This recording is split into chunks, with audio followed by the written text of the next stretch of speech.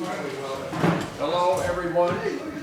I'm Woody Bernhardt. I'm the organizer of this meeting, along with a few other people in town who have stuck with me through this. Gene Boardman, Gus Bartlett, Bob Anderson, and our town meeting moderator, Steve John, and Bob Elliott. Thank you guys for your support. So we're not starting this meeting right now. I just wanted to tell you the refreshments over there is coffee, tea, cookies, popcorn, etc. And help yourselves and get acquainted. I just wanted to say that they're refreshments. Why aren't this and folks, I'm here from Brattleboro Community Television. Yeah, there's like a mile stretch of there where it's nice and flat, and it's all beautiful old homes right on Route 5. Yeah. Well, I think we're about to start. We drew these guys drew straws. They were actually pens to decide who was going to speak first. Now let me just run over the agenda. You may all have seen it. Have you all seen it? No. No. Well, this is the meet and greet session right now, but it's approaching its end. And it's supposed to go until about 5 more minutes. And I should say a few words. This series of meetings every last Monday of every month in the community center here are called Talk About Our Democracy. I came up with that name because I think it's really important for us to talk about democracy in these times. And I won't say any more, except that I am very happy, considering that we have representatives from our 3 political parties in the same room talking together. Having said that, I think we should meet and greet a little bit more, but in about 4 minutes, we'll start. Thank you so much for coming. Every time he does that, I get to make a cookie. Sorry. Yeah. Yeah, so we do have refreshments, cookies, popcorn, tea, coffee, juice. Help yourself. Oh, would you like to know where everyone's from? Well, that's a good idea, yeah. Well, I'm Woody Bernhardt, I live in Marlboro. I'm Gene Boardman, Marlboro. I'm Bob Elliott, Marlboro. Vic Ward, Marlboro. Bob Anderson, Marlboro. Selden, Wilmington. East Lower, Brattleboro. Gerard Cloutier, Wardboro. Stan Noga, Brookline. Tim Whitney from Marlboro. Aaron Diamondstone, Marlboro. Tom Johnson, Jacksonville. Bill Foster, Marlboro. Oh, I see what you're doing. Andy Reichman, Marlboro. Fiona Disteras from Marlboro. And then you've got Olga Peters from West Somerset. Or technically the Commons tonight. And then is that Mike in the back? Mike Andriala. Yeah. Yep. And Gus Bartlett. Gus Bartlett. Carol Brookline.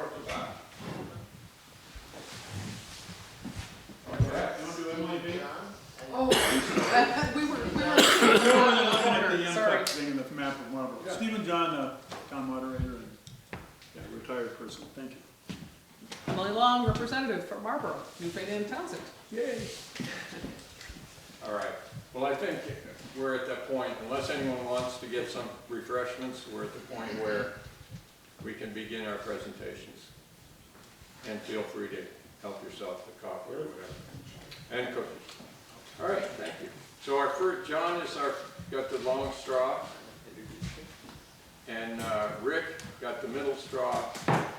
And Spoon got the short straw. Now you all know these guys, right? Rick Morton? Party chair for the Republican Party. John Hagen, party chair for the Democratic Party. Spoon Agave, party chair for Progressive. So take it away, John. Of Windham County? Yes, Of Windham County. Windham County. Windham County. Yeah, thank you, Andy. Great, so I guess since I'm going first, I will speak for the three of us to say we're grateful to be here tonight to talk about what our different parties do at the county level and to answer questions that you have, and we're appreciative to Woody for putting this forum together. I think there's a lot of stuff that divides us out there, but I think as we talk tonight, you'll find also that there's an awful lot that as Vermonters, we all hold certain values and principles and ideas of how government works. And there's an awful lot that's also in common that we should also be thinking about and not always be thinking about what divides us. So with that in mind, Woody had sent us, I thought, some good questions. I'll introduce myself a little bit. I'll talk about how our Democratic Party in Windham County is organized and how that connects at the state and then clearly the national level, what goes on there. And then speak to a couple issues, and I might lean on Emily a little bit because I have that opportunity to do that, but speak to a few issues that are important to Democrats in the state that we can discuss later on or compare to what the other two parties are looking at. So with that in mind, I live in Guilford, Vermont. I grew up in Burlington, Vermont. I've been out of the state for 28 years. I was on active duty with the Air Force and spent time in a variety of places, but my wife and I really wanted to retire back to Vermont. And we wanted to retire into this area because we really liked the border community of New Hampshire, Massachusetts, Vermont. To us, this would be a very vibrant and interesting place to live. So I'm retired from the military, but I still teach for the Air Force at their War College. I teach national security policy, and I teach a course in warfare studies. And then I teach at a bunch of war colleges around Africa as well for the State Department. So I'm kind of in and out of the state. I am new in the area. We just arrived in 2014, so I'm still figuring things out. But 28 years in the military meant I didn't have, and I wasn't allowed to be actively participating in politics. All we could do was vote, and that was it. We stayed out of the political realm. So being a political scientist major, that was kind of tough. So now that I'm done, I can play in the game, and I'm very excited to be doing that in Windham County. So our county committee, we actually start at the town committee level. In Windham County, there are 22 organized towns, 23 if you include Searsburg. Is it Searsburg or Somerset? Might be Somerset. Yeah, but it's not organized. So 22 towns.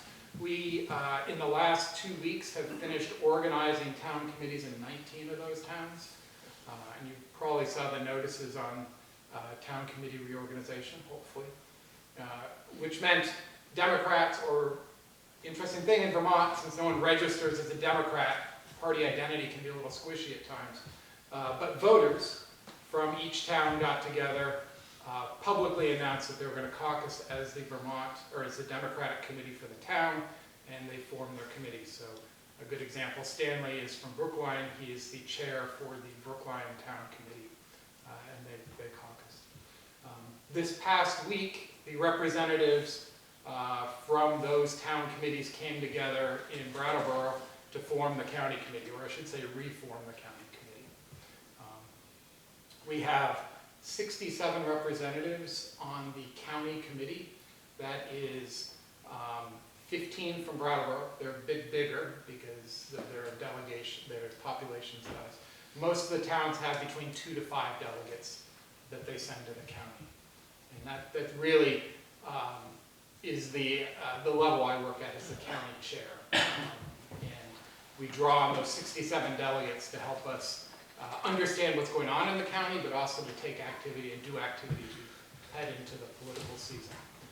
In addition, because most of the representatives in Windham County and the 2 senators from Windham County are Democrats, they also are members of the county committee. So, and our county committee meetings are always open to the public. They're welcome to come. We meet the first Monday of the month at 6:30 p.m. We're meeting up at the Winston Prouty Center in Brattleboro in Holton Hall. We and this past meeting, we had 41 representatives there if you include, or 41 delegates if you include the representatives of it. So that's our organization at the county level. Primarily state committees, doing kind of that grassroots, what's going on in the town, what's important in the town, and feeding those ideas and issues and initiatives up to the county level. And at the county level, we try to help the representatives identify issues. We have 4 objectives that we agreed on that we're going to be doing over the next year. Number 1, explicitly, is we want to get out the Democratic vote in 2020. We're a Democratic political party. That's our objective, is to get as many Democrats out voting as we can in Windham County in 2020. Number 2, we want to connect the candidates and the legislators, the Democratic legislators, to our towns. If there are issues in the towns, we want the legislators to know it, and we want the candidates who come down, whether they're governor or secretary of state or senator or whatever they are, they're coming into our area, we want them to connect with the voters. Vermonters tend to be very eyeballs on target. We like to have that personal connection with people, and that's what our party tries to do. Number 3 is the issues, and I brought that up before. It's how do we bring the issues from the towns to our legislators, and how do we move them into the political process? And then the 4th thing is we're always looking for new members. We're always looking for young leaders. We're looking for older leaders. We're looking for anyone who's interested in being active in the political process, and we want to help develop them. So those are the big 4 issues.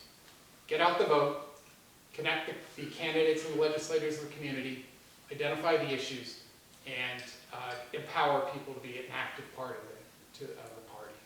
So that's at the county level. We at the county send up 3 delegates to the state level, and the state party operates out of Montpelier. They meet about once a quarter, and that's where our platform is built, or at least it's shepherded at that point to build the platform for the state party. And that's where the Vermont Democratic Party is an organization. That is the Vermont Democratic Party. State, county, town. They're all part of the same organization. That is separate and distinct from the Democratic National Committee. That's the national party. So just like we're in a federal system of government where the states are the states and the federal government is the federal government, the party somewhat follows, it's a rough analogy, the party somewhat follows that same thing. Every state has its own Democratic committee. They send delegates up to the Democratic National Committee, but those are 2 separate organizations. That's our relationship there. That said, issues on the national level do come down into the local level. And a good example of that, if you read the Brattleboro Reformer this morning, our county committee had passed a resolution supporting the impeachment process against President Trump that's going on. And that was on the front page of the Brattleboro Reformer. So good example of where a national issue is kind of come down into the local level. In terms of our big issues, the Democrats, the big thing we're looking at is how to, and by the way, when I was looking at our party platform and the Republican Party platform online, there wasn't a whole lot of difference in the issues, those big issues. We all want safe and secure communities. We all want strong economic development. We all want good schools. There is that same desire to have strong, healthy communities and individuals who feel empowered and able to take advantage of opportunity. How we go about that, clearly there's some policy, political differences and ideological differences, but we all want the same things. We want a nice, a healthy state, and we want our families to do well. Issues that are distinct, maybe not distinct, but issues that are a big concern to Democrats. Right now, I'm sure with the new legislative session is how do we empower people who are working to give them the opportunities to advance. And that's minimum wage and paid family leave are 2 big issues that are still out there, and Democrats are going to be looking at how do we give people who work 40 hours a week the opportunity to have the dignity of their work and be able to live in housing in Vermont and enjoy living and working in Vermont. Another big issue for us is, and I don't know if it'll be a big issue in the legislature, that's something for Emily, is medical care. We believe that having medical care is a public good. It's something everyone should have the opportunity to get, and it empowers everyone for that. Climate change is another big issue for Democrats as well. We believe that not only is climate change something we have to address, but there's opportunities for economic development and coming up with those alternative energy sources out there and looking at a green economy. So we see that not just as something to be addressed, but an opportunity to move towards. And I would say another big one, particularly in Windham County, is fair and impartial policing. The belief that that everyone should be treated the same under the law, regardless of gender, regardless of ethnicity, religion, or sexual orientation, or any discriminating factor. It does not matter under the law. We should all be treated equally and with respect. So those are the big issues. I'll leave it at that, and I'll be happy to take questions after. And up to Woody, how you want to proceed. I was thinking we would wait till you guys make your presentations and then have questions. But I don't want to, if anyone else feels it should be different, I'm open to that. But I would say, Rick, let's hear what you have to say. Okay. Well, the interesting thing, perhaps, maybe surprising, and maybe it's not surprising, it depends on your point of view, is that a lot of what John just went through is precisely the same for the Republican Party as well. It's probably not really surprising if you think about it, because a lot of the requirements that we're dealing with were established by statute, and so therefore you're going to be organized at the town, county, and state level, and the national level as well. And the structure that John outlined for the Democratic Party is essentially the same kind of structure that we work with in the Republican Party. It is from the ground up, so you start with the towns first in September, every 2 years in the odd year, and then in October you'll have your county reorganization, in November you'll have your statewide reorganization, and then there's an interaction between the various states and the federal level as well. This year is a little different for the parties, because in the past we've had to work through the Secretary of State in our town reorganization process. The primary recipient of the paperwork that we generate at the town committee level goes to the Secretary of State, and a copy goes to the party, another copy goes to the county, and we work with those. This year it's different. This year the state committee is handling the bulk of the work, and the Secretary of State's a recipient of the outflow of that work. So I believe it's probably true for you guys. Same thing. Yeah, and for the other parties too. So what that means is the party had, and actually I think it worked well, because there's a lot of work, just a lot of behind the scenes work getting things ready for your town meetings and for and then organizing that data and getting it presented to the Secretary of State. So we're past that process now. The other interesting thing for me is that each party can decide if, and you didn't address this, John, or Spoon, you'll have a chance to as well. As far as reorganization goes, you had to fit the timeline that the statute established, September, October, November. But outside of that process, there's no reason why a town couldn't organize at any other time of the year. It's just that they will have forfeited the opportunity to be a part of the reorganization process by sending delegates to the next level up.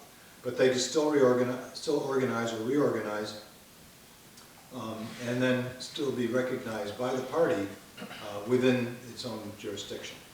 So we've gone through that process in September, and we organized towns throughout this county. We weren't as successful as Democrats in organizing as many towns, about a third actually, instead of almost all. And those towns are, what they do is they choose their officers, and then they also choose delegates and alternate delegates to the county level. And having done that, usually they're the same people, but having done that, then the county will meet. We've done that. We met on the 17th of October up in Dover, and we choose officers for the upcoming 2 years, and also delegates and alternate delegates for the state level. And we've done that process. We filled out that paperwork and provided it to the state. There's 14 counties in the state of Vermont. Each of those counties went through that same process. And this coming Saturday, we meet in Capitol Plaza in Montpelier to reorganize formally, in a way, the Vermont Republican Party. One thing I want to mention also is that, and this may be common knowledge, but I just want to be very explicit and clear about it. Candidates and party, they do go hand in hand, but the candidates at any level are really responsible for for meeting the deadlines, for signing up, for petitions, for fundraising, for reporting of that fundraising, if it meets the thresholds for reporting, and for purchasing materials that they're going to need for their campaign. There can be interaction between the party at different levels and the candidates, and that's a healthy situation to be in. But basically, candidates run their show, with perhaps guidance from, training from the party at various levels. But it's possible for people who might not particularly be wanting to support a particular candidate to nonetheless support the party, or vice versa. If you, and you can keep those funds separate. They're not intermingled funds at all. They're completely separate funds. And I think that's one of the characteristics of the politics in Vermont, is that you can make that distinction.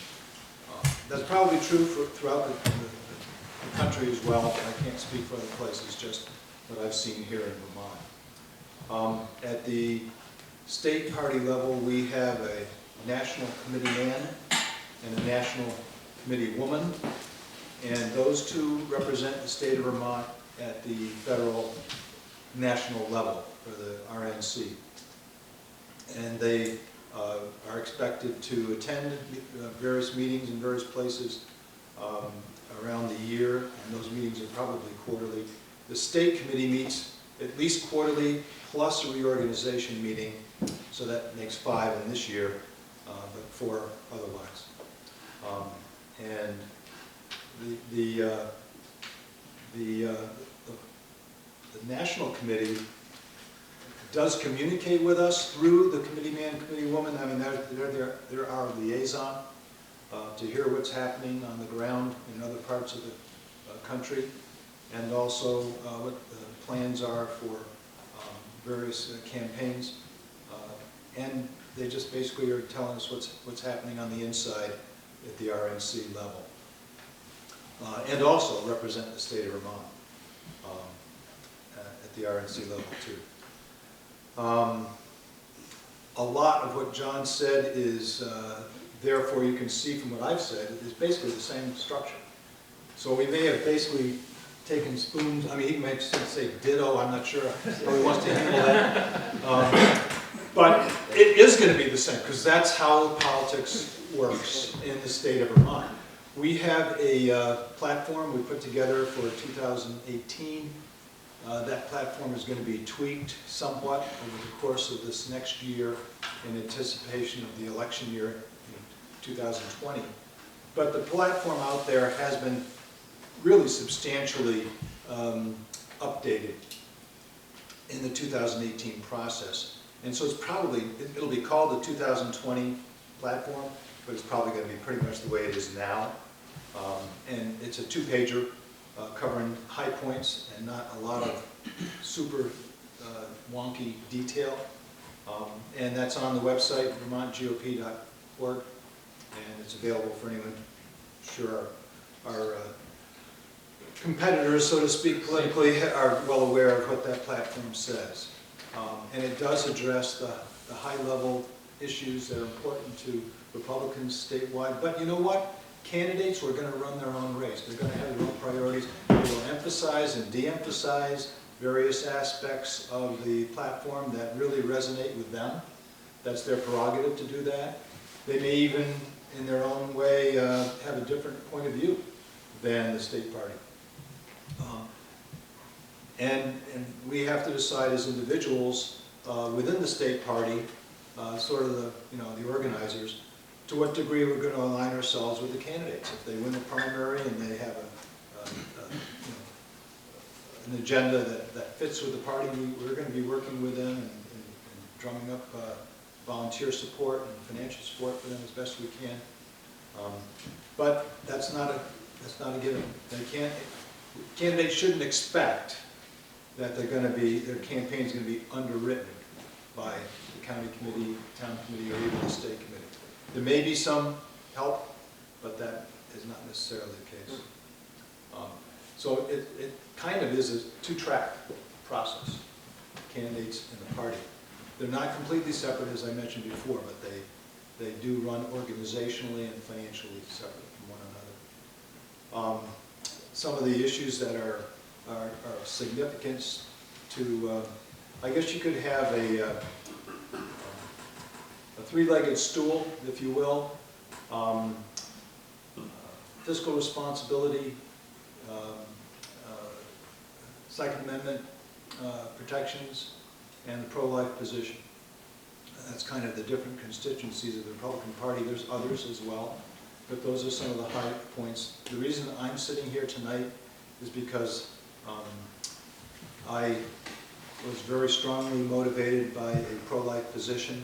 I thought it wasn't, I think it needed to be represented. I looking at all the parties that were available to me, the one that was closest aligned with my interests was the Republican Party, and so that's where I showed up.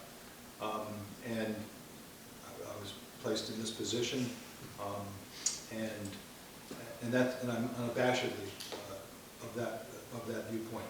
I realize that there's going to be in this state, and perhaps especially in this state, there's going to be contrasting points of view about that. But that's where my conscience is. That's where my convictions are. That's where my background is. That's where my faith leads me. And so that's where I stand. But there's other people in the Republican Party who don't have as strong a connection to that issue. And they're going to be brought together in the same room for different reasons. And that's okay. I just want to make sure that the issues that are important to me are represented. And the other folks in the coalition are the same way. They want to make sure that the issues that are important to them are represented. And so they step up to the plate and present their issues. It's probably a lot more complex than I've just outlined to you. We're not just a three-issue party. We're dealing with economics. We're dealing with the logistics of how to run government, how to run effective government to keep people here. The graying of the state is well known. And what do we do with the brain drain and the youth drain and all of the other things that are just taking people and moving them out of state?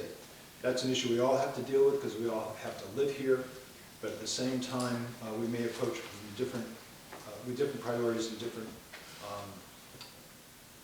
details of the agenda. And I'm sort of running out of steam, so I'm thinking I'm going to pass it on. I took about half the time that you did, John. Yeah, well, you can. I would appreciate it if you tell us a little bit about yourself, like. Oh, that's right. Where I you skipped came that. from, what you did, that kind of stuff. Yeah. Well, thank you, Woody. I appreciate that. What brought me to Vermont in the first place? I'm from Connecticut, born and raised in Hartford, Connecticut. I came up here in '92 to take on a church over in Hinsdale. North Hinsdale Community Church was looking for a pastor. I candidated for that position, and somewhat to my surprise, they said yes. So for about 7 years, I was involved with that fellowship, and then I was looking for a place to live with my wife, and we said we can go to New Hampshire, we can go to Vermont, we can go to Massachusetts. But let's go to Vermont because we've got sales, property, and income tax. We got all three. We get the trifecta. So we live in West Brattleboro. We live in West Brattleboro and have since '92. So that actually puts us at 27 years. We've lived longer here in Vermont than everywhere else we've lived as a couple. And this is our 50th anniversary year. So yeah, that's My background, I went to the University of Connecticut where I got my master's in anthropology. I graduated from Bates College in Lewiston, Maine in history, sociology. And I've had a bunch of different careers that look completely different from one another. If you looked at the resume for each particular decade or so of my life, you wouldn't recognize the same person who was involved. But I just retired last year in February of 2018 from Brattleboro Savings and Loan. I've been working for them for over 24 years. I was a compliance officer. Banking is the second most regulated industry in the country, healthcare being first. Second most regulated. And so the compliance officers basically got to make sure that the whole bank's operating in a compliant fashion, each of the various departments, and oversees all of that. I was a security officer and a bunch of other titles that would not be meaningful to most people. A lot of alphabet soup and facilities issues. But that's in the past. And I can drive right by there and not even feel the car turning into the parking lot like it used to when I first retired. So I don't know if that's enough, but that's, I guess I'll leave it there. That's great. Thank you. Boom. I'm Spoon Agave. I live in Brattleboro, and we, the progressives, have the same structure as all of you. County committees, state committees, we have major party status. For those who don't know, that just has to do with having committees in 7 of the 12 counties, or 14 counties, something, and some number of towns organized as well, and being able to get one candidate in a statewide office winning at least 5% of the vote or something like that. And anyway, then you have to maintain those requirements to maintain your major status.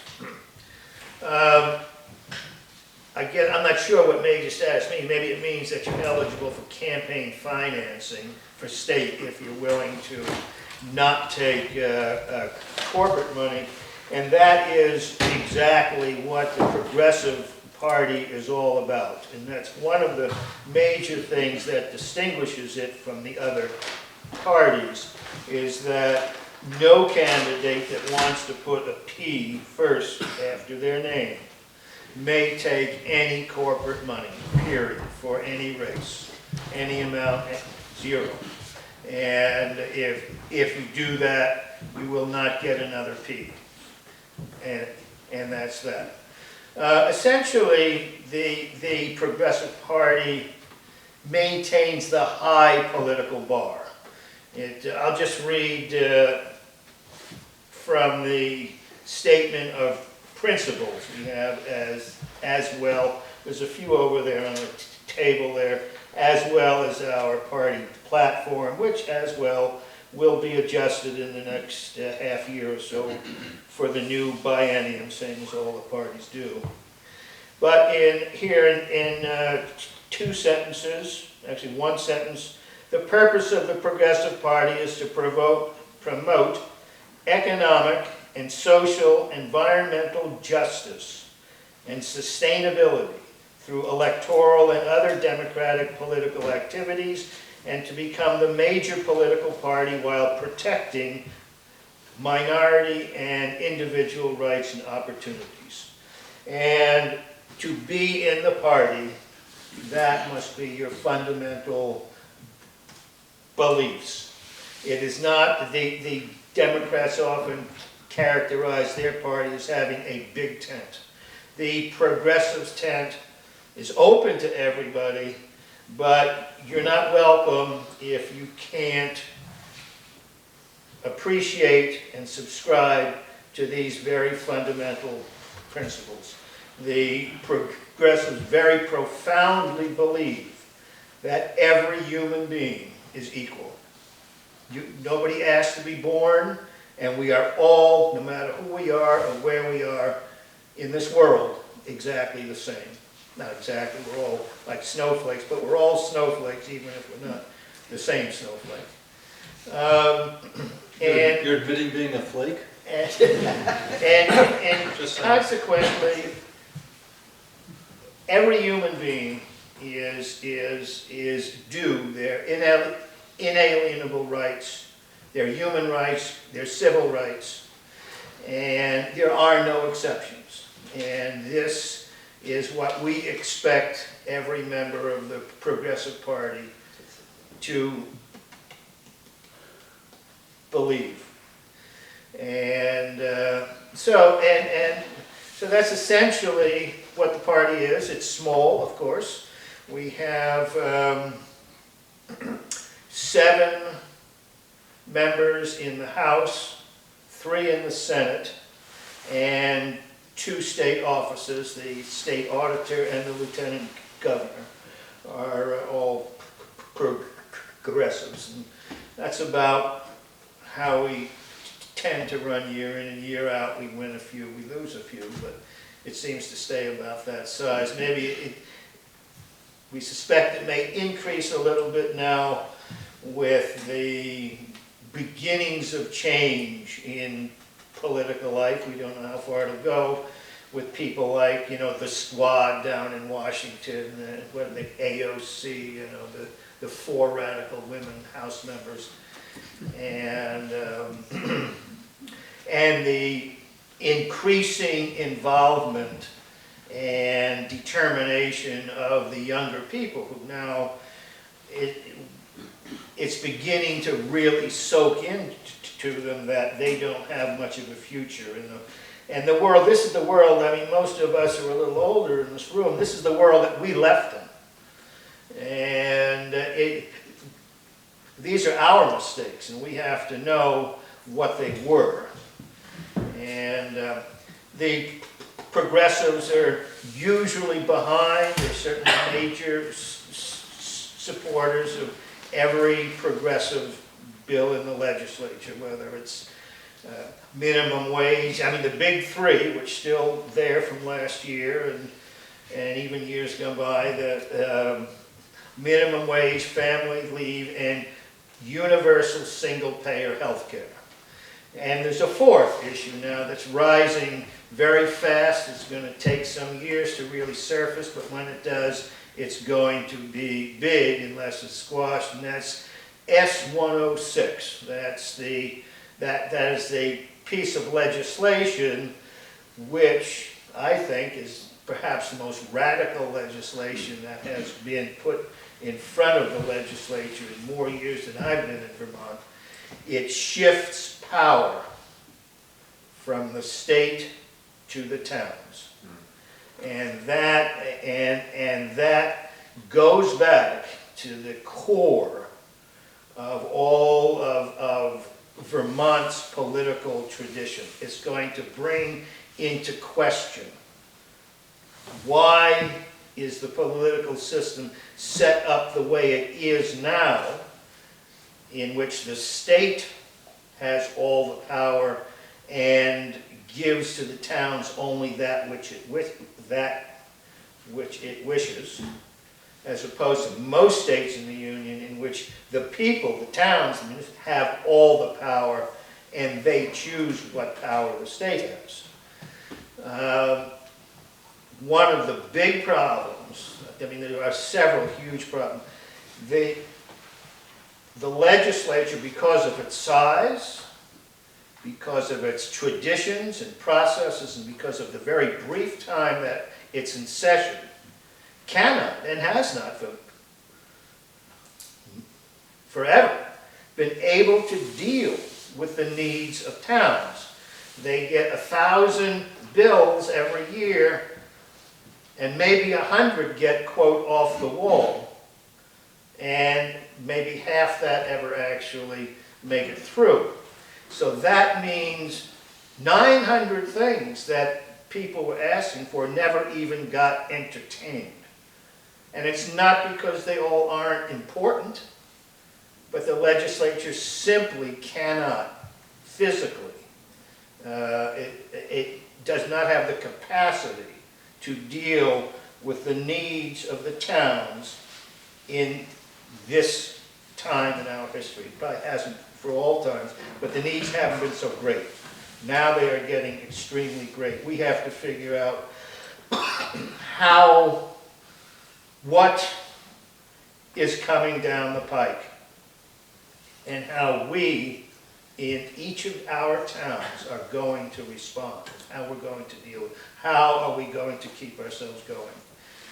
And so, these are the things, this is the progressive position, attitude, beliefs, and they're eclectic. It's hard. I mean, it's maybe that's not exactly the word, but maybe I can end with a little comment.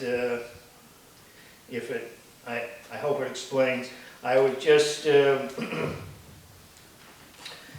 a meeting with one of the one of the progressive candidates, our local, Molly Burke. And it was at the county meeting, I think. And one of the last things I said to the people there is just asking that everybody keep their eyes open for somebody who might be a good candidate to run with a P. And Molly looks at me and she says, well, who would they run against? And I said, well, they could run against anybody. And she said, but everybody down here is already progressive. And therein, if they would, but they will not join the Progressive Party because there is a higher bar that they are held to. And they are unwilling to be held to that bar. So, consequently, it's been very difficult to get any legislation, any significant legislation passed, because the Democrats are all over the map. And that's the way they choose to be, and that's the way you choose to be.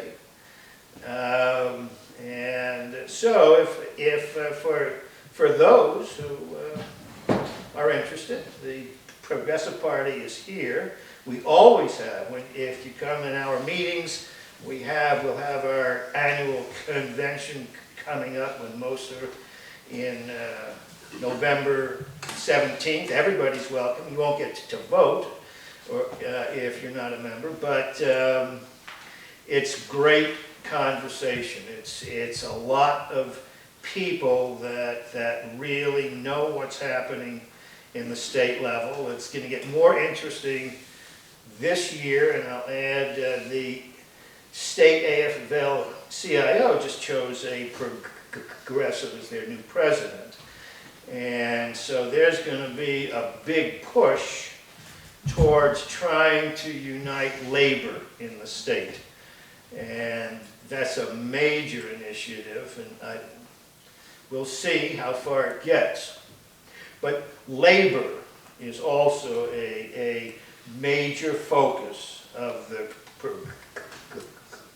progressives, and that ties in with minimum wage and family leave and health benefits and everything else that comes along with that. But we truly believe we ally with migrant justice and anybody and everybody that is getting the short end of the stick in this state. Spoon, can you tell us a little bit about yourself? Oh, what could I tell you that would say something about me? I've lived in a lot of places. I was born in New York City and did public school on Long Island. Wandered around for a while, ended up in the infantry and in Vietnam for a little while. Came back, ended up in Ohio for 14 years. Those were very formative years in my life when I started to get involved with unions at that point and a lot of social issues. you don't think of it in Ohio, but there was a little activist movement there. And I think also what really began to change or to set my life on a certain path was in those Ohio years, I became involved with the cooperatives, with the food co-ops, which were at that point in the 70s just emerging, the food co-ops that we know today. And what brought me to the co-ops was discovering that there was an economic system that fulfilled the needs of all the citizens without an emphasis on the accumulation of wealth, without an emphasis on competing on winners and losers, but an economic system based on agreements that were meant to take care of everybody. And there's a lot of history. I became aware that there's a lot of history of co-ops in the world.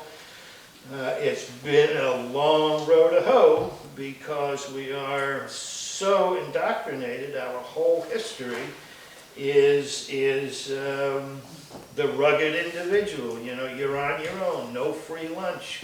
Don't depend on everybody. Take care of yourself. You know, the whole idea of cooperation scares us. The word, it sounds like it's social, you know, it's about people working together.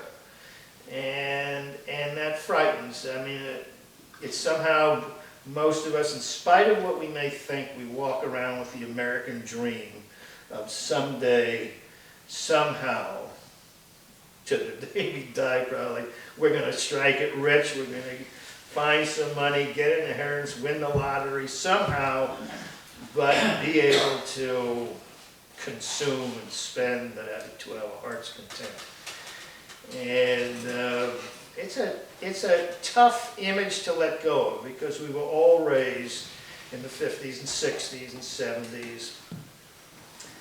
70s being taught that somehow it was possible for everybody to hit that American dream, and never taught that what we had was actually what other people had earned for us. You know, is never taught that the economic foundation of our country was slavery and indentured servants and immigrants, which created almost all the wealth that made us so powerful and enabled us to enjoy our democracy.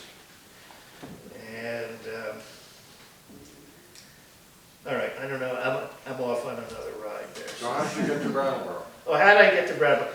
The co-op I was working with was in Boston at the time. I had migrated from Ohio to Boston, and we had outgrown our warehouse there, and we needed a new place. And we were looking all around. We were desperate. We were running out of time. And lo and behold, for the old times around here, that was when Stowe Mills had decided to build a new place in Chesterfield and put their place on the market.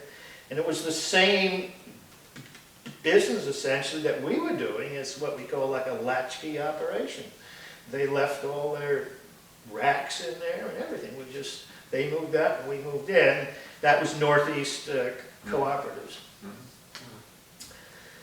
which ultimately didn't quite have both the political and economic clout to withstand once the national foods industry across the U.S. began unifying.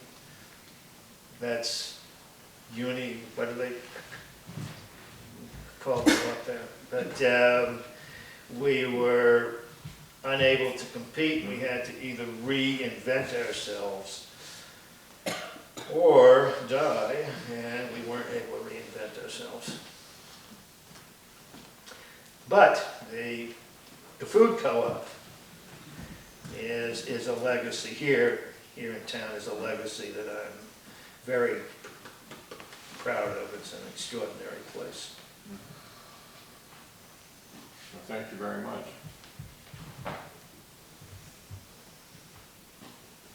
So, I would encourage you to have more refreshments if you like, and we're gonna open this up to questions at this point. You can address your question to anyone you like, and let's have at it. You suggested we get up and wiggle for 5 minutes, or you think? Sure, that's fine. Yeah. I would do that.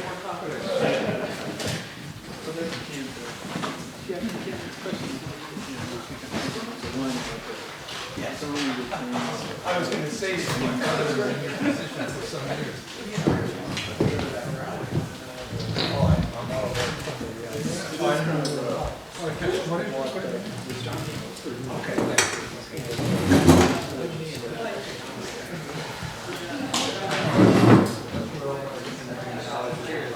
Oh, yeah, they're better.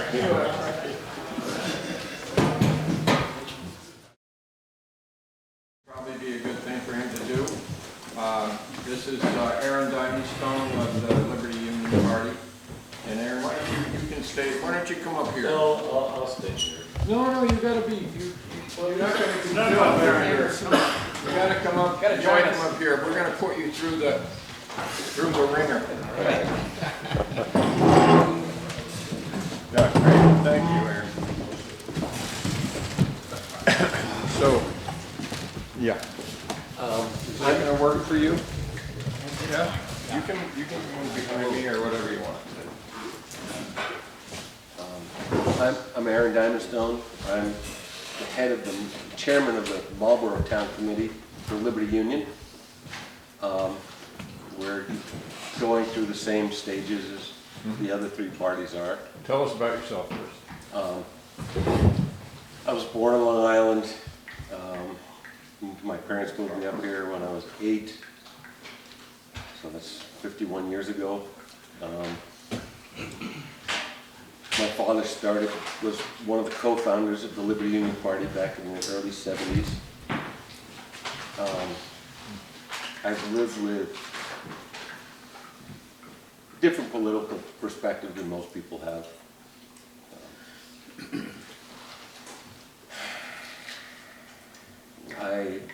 When I graduated from college, I worked at the junkyard, undercoating cars. My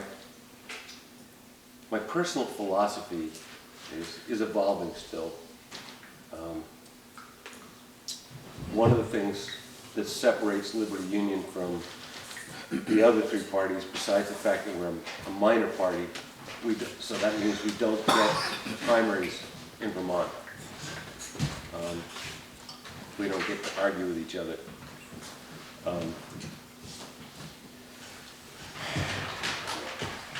Excuse me. Well, another thing that separates us is we're a socialist party. My personal belief, and I think most of the people in Liberty Union feel the same way, is that the capitalist system is leading us down the road to destruction. Capitalism is built on growth. There's corporate growth, profits, town tax bases have to grow, and national GDP has to grow. And in the end, growth comes down to population growth. You can follow it down all the different paths, but basically we have to have population growth. And I believe there's enough people on the planet that aren't being taken care of.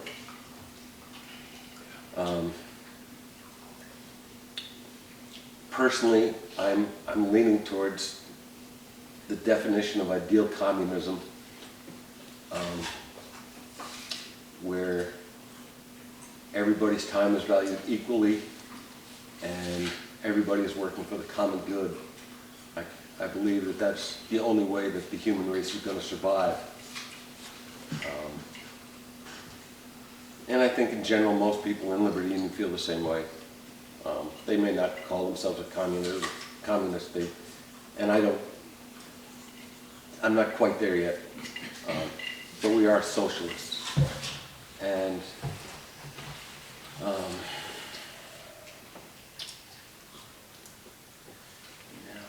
what else is there?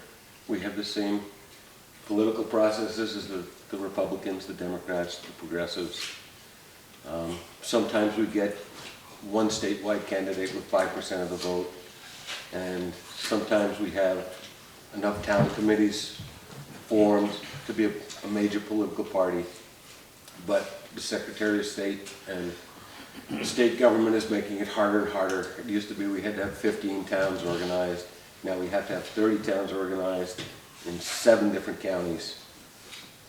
And so we're not sure if we're ever going to be a major political party again. But there's certainly a difference, as we're all snowflakes, we're all the same, we're all human beings, we all have a different shape. And the shape of the Liberty Union Socialist is different than the shape of the other 3 capitalist parties. We formed Liberty, or my parents formed Liberty Union, and I remember my dad saying that he thought fetuses were parasites, and that's scary for me to even hear, let alone think my dad said that. And yet, I think that made room for the Democrats and the Green Party and the Progressive Party. It made them look good. It shifted the whole tone of politics in the state. And that's kind of what we're assuming in Liberty Union our legacy is kind of pulling, awakening people to a different perspective, and hopefully to realizing that if the human race is going to survive, we have to treat each other better. So I guess that's all I have. Thank you, Aaron. Yeah. There was one question I had on that list of questions, and that was, are there any things that you think could be improved or should be changed in the way politics works in Vermont, the political process, the party organization? Yeah, I'm willing to tackle that. There's probably any number of things. I mean, there is this very confusing, and this whole thing about somebody being able to run as Democrat / Republican, you know, and that whole, it's a very confusing and a little bit unsettling. I'm not sure I ever like that. But more important than that, there are a couple of things. One would be ranked voting. Ranked voting has now been adopted by the state of Maine. It's been working out very well for them. And wherever it's been used, it's worked out well, even though people, when it adjusted for the fairness, you know, for majorities, people who would have normally won with a minority are upset. But what ranked voting does is a whole lot of things. It means if there are 3 or more candidates for a seat, instead of just voting for one, you vote for all the candidates by order of your preference. Then, after the first round is tallied, the second rule is you have to have a majority to win. And so you can't get a scene where you've got 6 candidates running and 5 candidates are very adamant about, say, cleaning up Lake Champlain and one candidate is totally opposed to it. The other 6 get 80% of the vote, but that one, or 79, and that one that gets 21%, the other 6 split, and actually wins the election, even though what they really stood for was in the small minority. And so by having a rule you have to have a majority to win brings us closer to a stronger democracy. And then what happens after your first one, then you eliminate the lowest votes and you spread their votes on all the number 2s. So the second thing that allows for is, in electoral parlance, when you vote for somebody because you want the other person to lose, not because you like them, you're holding your nose and you're voting for him anyway, because you don't want the other party to win. In electoral parlance, that's known as wasting your vote, because it's not who you really wanted. You were not allowed to, you didn't feel like you could afford to vote for who you really wanted.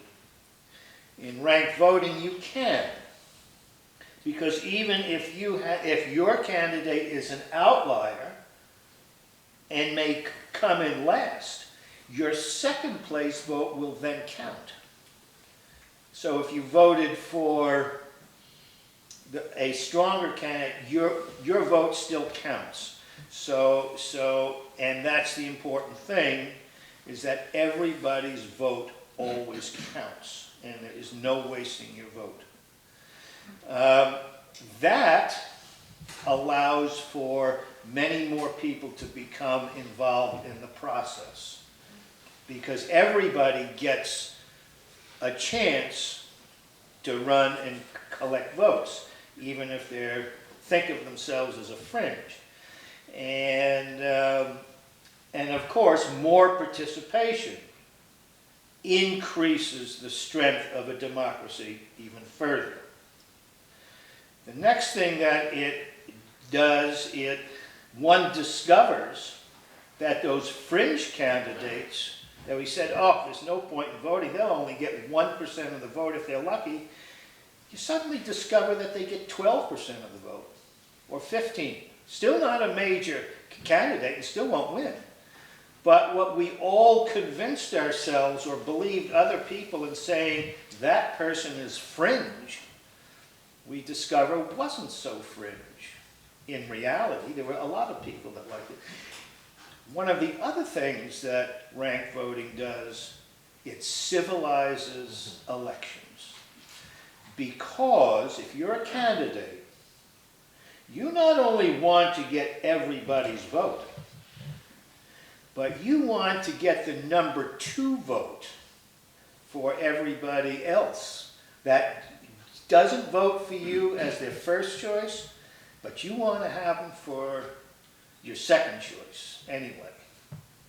And if you're going to go around blasting and dissing and running down other candidates, running a negative campaign about how bad other people are, other candidates are, you won't get that number 2 vote. So you're going to have a lesser chance of actually winning when the votes get redivided. So it becomes, so for those and more, I don't want to spend more time on it, ranked voting is a remarkable tool for strengthening a democracy, getting more people involved, etc., and making elections themselves, electoral politics, a much more interesting and pleasant activity. And of course, the second big thing that has wreaked havoc in our political system forever is campaign financing. Every study that's ever been done shows that every legislature votes about 90% according to the size of their donations, their campaign. They vote for things that they got the money to vote for. It really is nothing less than legalized bribery. And how it really twisted, I think, what the founders of this country meant when the Supreme Court said, oh, it was just free speech. Because I guarantee you, if I was willing to spend $40,000 to run for the select board in Brattleboro, I could probably win. I could have so many signs and so many people knocking on doors for me, whatever. I could practically guarantee winning just because I have the money to put my name out in such a torrent, such a flood that everybody is thinking my name. But that's not, and they're not really able to hear what I'm saying or what any candidate is saying. And there we go into yet another big problem, is we haven't worked out a good way to get information to people about elections, campaigns, etc. Our media today comes to us from so many thousands of places that there is hardly one anymore that you can get through to most people on. There isn't really a local newspaper which most every home would get and everybody would talk about. So these are all things. I had one more thing in mind, but it now escapes. But it is our democracy. Oh, education.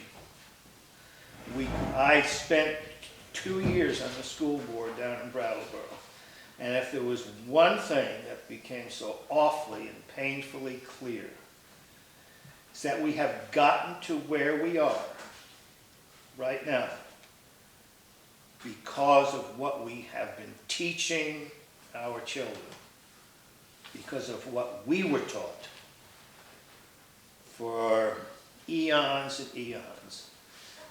Our education, sadly, when you follow the trail, ends up being controlled by industry and corporations. They're the ones with the money. They start the institutes, the think tanks, and put the curriculums out. And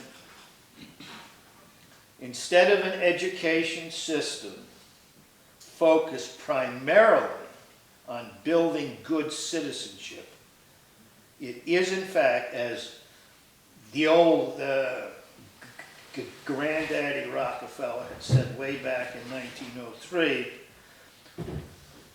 America does not need a nation of thinkers. It needs a nation of workers. And our focus in this country, since then, probably before, but more so since then, has been focused on providing labor for industry. It is not concerned on the quality of the individual or citizens. And our tests that come down, written by corporations like Pearson, are all geared in order to keep your job in education in this state. Your kids have to do well on those tests. So you have to teach to the tests that are written by the corporations. And so we go around and around and around and around, and we've reached a point where few kids understand anything, not many adults understand hardly anything about the realities of our political system, except that they feel it's totally corrupt and they don't want anything to do with it. Thanks, Spoon. So, John, would you like to respond to that question? Any changes that you would like to see, or did you think? I would feel that actually Spoon said at the very beginning was intriguing to me because I kind of look at it a different direction. Vermont political identity, as I said at the beginning, is kind of squishy. We don't register with party as individuals. We just attend the caucus. Or when we go to the ballot, we get the primary ballots and we fill out the one we want to fill out, and the others are discarded. And we do end up with these interesting mixes of Democrat Republicans, which our former sheriff was. We have, I always found this interesting, we have progressives, we have progressive Democrats, we have Democratic progressives, we have Democrats. So there's this really interesting spectrum. But to me, I see that as a good thing, because I think too often we bind ourselves to identity groups as individuals. Like, I'm a Republican, and therefore everything the Republicans do, I have to follow that path. Or I'm a Democrat, so everything the Democrats believe, that's what I believe. I would much rather have and like to believe that American voters are thinking individuals who are looking out there saying, what are the best ideas out there? It doesn't mean I don't want a lot of, as I said, my primary goal is turning out the Democratic vote in 2020. That being said, I want to do that by providing compelling arguments. I don't want it to be just about, I'm a Democrat, so I mindlessly have to be the drone that follows the Democratic vote. And I think Vermont has this unique ability, because party politics and party identity is not as formally reinforced, to allow individual voters to think across the spectrum of what is it they're seeing out there. They're not bound to stick to one particular party. Thank you, John. How about you, Rick? Don't have really a lot to say on that, other than I think it would be helpful from the standpoint of the logistics of doing party work to know what voters have chosen, if anything, for a party affiliation. I agree with that. That would also help. If they've chosen something, it would be very helpful to know what that is. If they haven't, then that's fine. That's their option. But it would be helpful for me from the standpoint of the Republican Party, just know who the Republicans are, or at least the self-identified ones. Mm-hmm. And that helps us get out the vote. I agree with Rick. It's an interesting tension, because as the chair of the party, I want to build up that democratic identity for my party, but at the same time, as an American voter thinking about the electorate out there, I'd like to think that they're making their own opinions and they're making their own decisions. Thank you. So we're going to open it up to questions.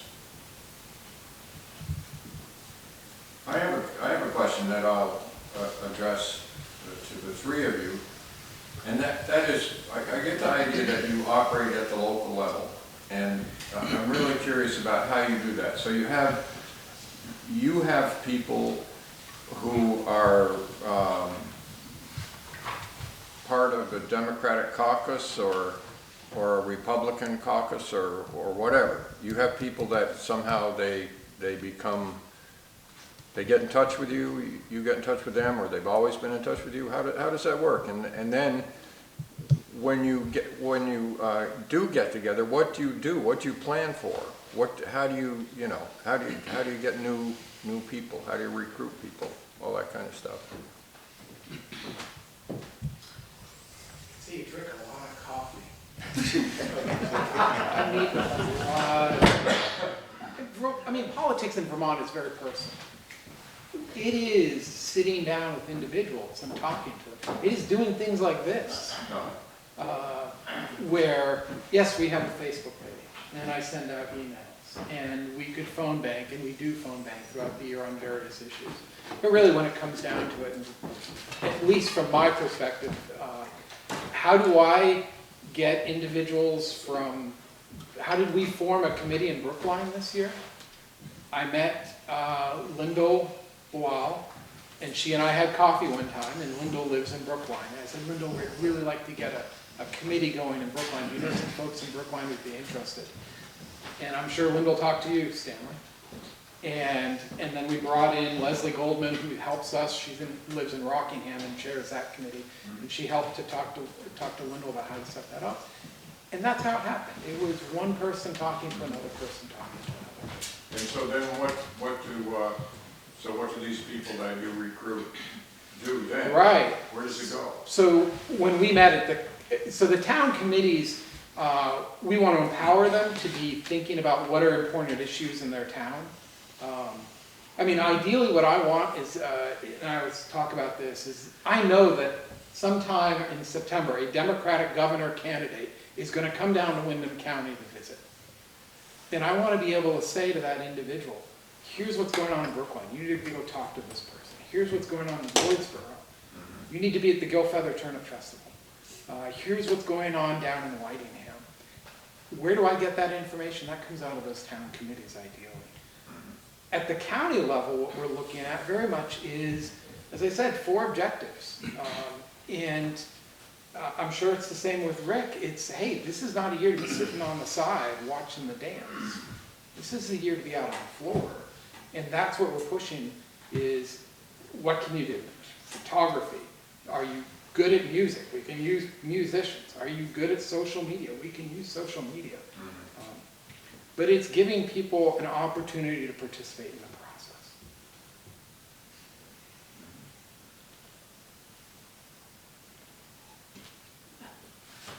I just comment. My sense is this year, because of who is running the country, so to speak, or involved in the events that are happening, if you want to phrase that a little more passively, there seems to be an uprising of individuals that feel what they're witnessing isn't the way they live their lives as individuals, as people in their neighborhood who would interact with each other. There's a kindness missing. There's a lack of integrity and honesty missing. And I had tried to start a Democratic committee in Brookline 5 or 6 years ago. I couldn't find anybody that was interested in doing it except one person. We did all the warnings and so forth, and that one person and myself showed up.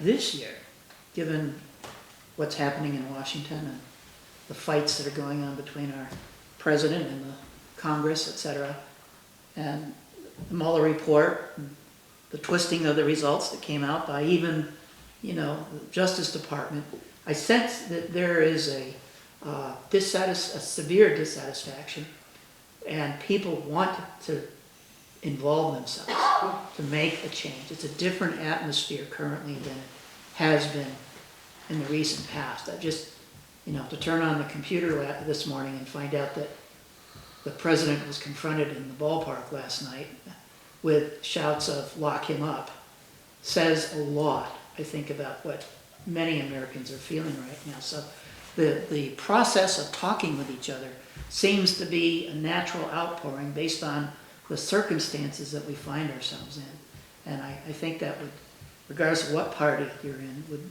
bring more people into the process to discuss amongst ourselves. I mean, the thing that seems to be lost in our national scale is that everybody's a human being. Basically, we're all good. We just have a different methodology to accomplish what we're all looking to do. And it's those differences that seem to separate us and cause that friction. If there can't be some manner of interacting with each other to bring about a result that's fair to everybody, I don't have much hope for our society.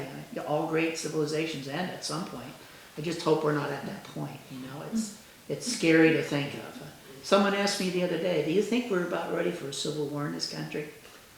And I thought about it, and I said, when you have the President of the United States saying things about Republicans fighting the Democrats and bring a civil war in our country, and you look at the reaction of the people that listen to him saying you're going to build a wall in Colorado, and the people behind him standing up and shouting and saying, what in the world is wrong here? There's something that's not right. And I think the time is right, hopefully, to bring the ship back in a strong, steady, common sense, kind, mutually respectful route. And I think that's where we are.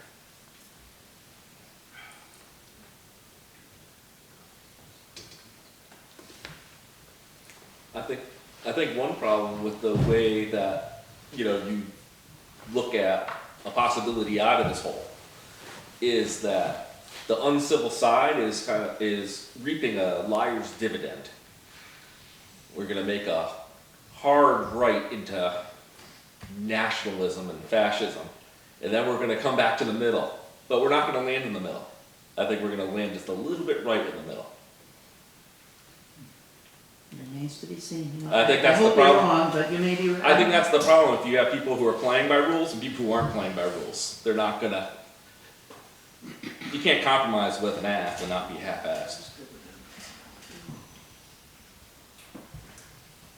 Scary. Well, I'm wondering, to keep it local, do you see any kind of risk factors or protective factors in Vermont that would lead us towards or away from the sort of intransigence we're seeing with the two parties nationally?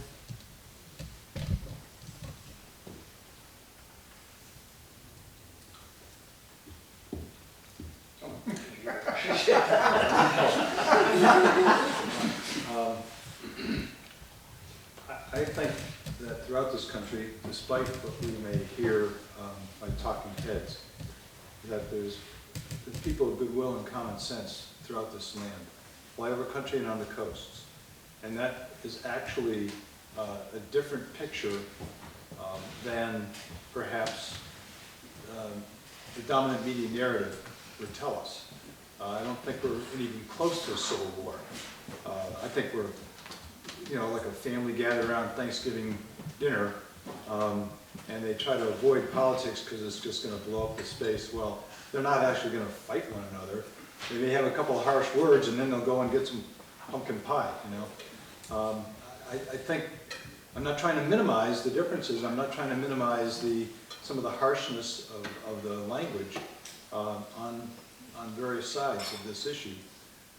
But I have a more optimistic viewpoint about the population of this country, that we're actually we have more goodwill and more understanding and more consideration of one another than perhaps we give ourselves credit for. And I think it's not the end of the world kind of a scenario. That's my own personal viewpoint. And as far as I see that reflected in Vermont and also in this community. We have different viewpoints here, and we're not shouting at one another. We're not, you know, getting red in the face. We're having a discussion. And I think that's probably true all across. Now, you're going to have people who are going to have their phones up, and they're going to find those exceptions to the rule, where maybe there's some provocative event, and then that becomes the social meme for the next news cycle, but that doesn't necessarily mean that's where everybody lives. And so I'm actually more optimistic than perhaps has been the dominant media theme. I have a follow-up question there. Are you familiar with the letter that Deb Bilato wrote on August 10th? It was a letter that really shocked me, being of Vermont, you know, political arena. Would you sum the letter up? What? Would you sum up the letter? It's a really hostile screed against the Democrats, calling them terrible names, and shocking to be coming from a Vermonter, as far as I'm concerned. And she is the chair of the Vermont GOP. So not just a citizen, it is the chair of the Vermont GOP. And I'm just interested for your, I mean, are you familiar with the letter? What was it? Actually, I'm not. Yes, I'm still the chairwoman of the Vermont GOP committee, and no, these are, the headline is President Trump has it wrong on everything. Yes, I'm still the chairwoman of the Vermont GOP, and no, those are not my words or beliefs. They belong to the mob of hate-crazed, fear-driven people who have become deranged because he upset their dreams, parentheses, our nightmare, of electing crooked Hillary Clinton. Who could have imagined the anger, violence, and insanity acted out by many left-wing hate-mongers calling even for his assassination because their candidate lost, etc., etc., etc., etc. The web of wrongdoing, conspiracy, plotting, and planning is too expansive to cover in this message, but suffice it to say that crimes have been committed, the Constitution has been assaulted by those who swore to defend and protect it, and blah, blah, blah, blah, blah. Anyways, it just, I was just really surprised, and that it was coming from the head of the GOP was shocking to me. And I know, what you just said, I really admire and respect, but it's in complete contrast and conflict with what your chair of the GOP said and did. So I'm just curious how you reconcile that. Well,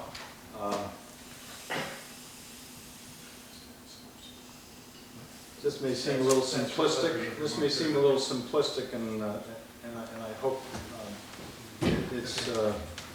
it may have some helpfulness instead of being just simplistic. But I think even in a family, you're going to have different points of view about some issues, and you might, even in a couple, in a relationship, where you truly love one another, you're going to have an argument from time to time.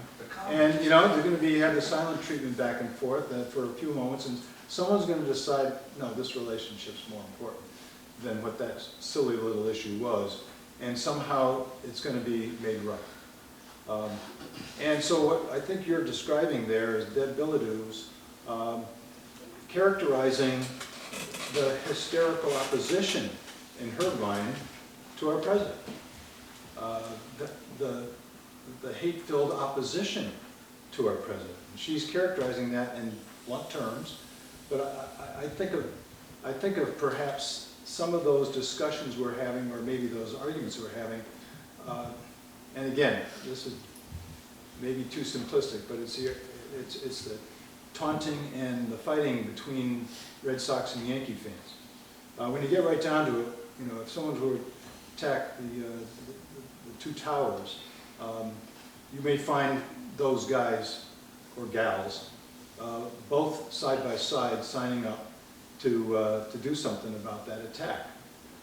But at the same time, they may have had that big argument just a little while ago. Okay, it's about sports. Well, politics is kind of a blood sport. And so what we're talking about here is a kind of a, is not, did I say blood sport? It's not a blood sport. So maybe I misspoke. Yeah, maybe I misspoke. Yeah. So, I mean, The language represents a blood sport. This is not a practiced response. It's sort of a spontaneous response. And what I'm thinking is that, look, yeah, we're going to have arguments, and we do have arguments, and they can be pretty intense. But you know what? We're still citizens. We're still part of the same community. We still have, our kids go to school together. We still work side by side. We're still, you know, trying to grapple with issues that are significant. And at the end of the day, I think we're more brothers and sisters than we are opponents in the Civil War. That's where I see it. And look, we could have a conversation about our president and what he represents to some people, or what other people are doing.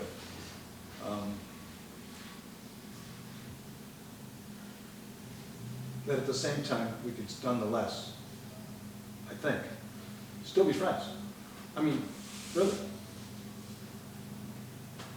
A follow-up, please? A simple question. Do you support the President of the United States in the office that he holds as a Republican? I have been a professional politician since I was 15, way before I could vote. And I'm asking a straightforward question.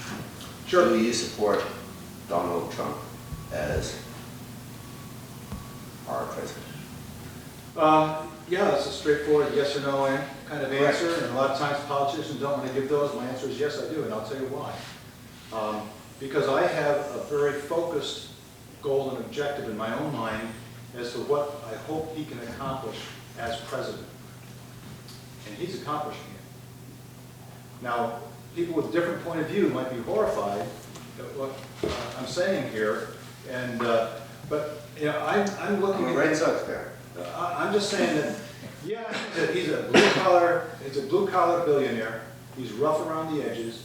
He exaggerates. Some people call it lying, but he exaggerates. And yet what I see him doing is stuff that lines up with my personal goals and objectives for this country. I told you already where I am on the pro-life issue. He's appointing judges to the Supreme Court, 150 to date, that were left wide open by the previous administration. Not wise for them, but that's what they did. And they're open. The Senate wouldn't. Oh, that's right. Oh, okay. We can have that discussion too. However that worked out, okay. However that worked out, and to me, so, let me just share one image that I carried with me. I can't even give you names.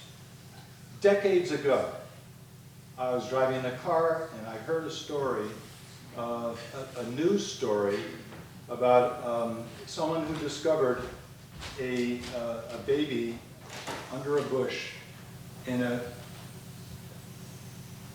dead.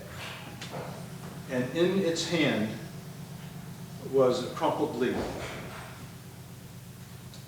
And it broke my heart, and I sobbed uncontrollably for whatever. Because it struck me that that innocent life, that was such a problem for somebody that they had to abandon it, and the only power that child had, the only ability that it had, was to flail around and try to grab onto something that would save it, help it, make it better. And all it could come up with is a leaf in its hand. And it died. It wasn't enough. And I suppose the children who were starving and being locked up on the border are yeah, you know, I don't want to monopolize things here. I was part of a panel, but I'd be happy to have a conversation with you, perhaps outside of this. You know, instead of, you know what I'm saying? I don't want to put you off. I want to respond. Yeah, I think I'll Spoon, John. I forget his first name. So Aaron. Innocence, weak, those who are vulnerable, those who are hurting, those who are at a disadvantage. Every one of us would say, we want to help them. I would say that too.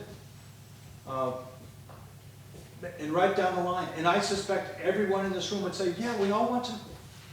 Who's against that? Donald Trump.